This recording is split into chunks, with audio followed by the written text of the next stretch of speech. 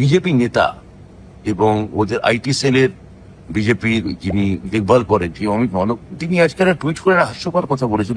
বাংলা ভাষা বলে কোনো নাকি ভাষা নেই, বাংলা ভাষা বলে কোনো ভাষা নেই, এরকম একটা অদ্ভুত আবিষ্কার এত ভাবা যায় না, এই বিজেপির পক্ষেই করা সম্ভব।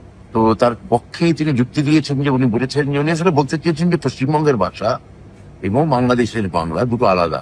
উনি সিলেটের ভাষার উদাহরণ দিয়েছেন, বলেছেন সিলেটের ভাষার সঙ্গে কলকাতার ভাষার কোনো মিল নেই, কিন্তু এই বাঁকুড়ার বাংলা বা চট্টগ্রামের বাংলা, সিলেটের বাংলা বা পুরুলিয়ার বাংলা, ঢাকার বাংলা বা কলকাতার বাংলা, এই যে সব অজস্র উপভাষা, এর একটাই মা, তার নাম বাংলা ভাষা। তা এই কারণে ডায়ালেক্ট আছে বলে যদি বাংলা ভাষা ভাষা না হয়, তাহলে তো হিন্দিও কোনো ভাষা নয়, কারণ হিন্দিরও অজস্র ডায়ালেক্ট, হিন্দি বলে তো কোনো অবিমিশ্র কোনো ভাষা নেই। ভোজপুরির যে হিন্দি, ভোজপুরি যে ডায়ালেক্ট, তার সঙ্গে কি বিদর্ভর যে ডায়ালেক্ট, তার কোনো মিল আছে? আগামী দিনে এই বাংলা ভাষা তার আন্দোলন নিয়ে, তার জাতিগত অস্তিত্ব নিয়ে, যে বাংলার উপর যে জেনোসাইড করার পরিকল্পনা আপনারা বাংলার এবং বাঙালির সঙ্গে করেছেন, তার বিরুদ্ধে নেতৃত্ব দিচ্ছেন মমতা বন্দ্যোপাধ্যায়। এই লড়াই চলবে।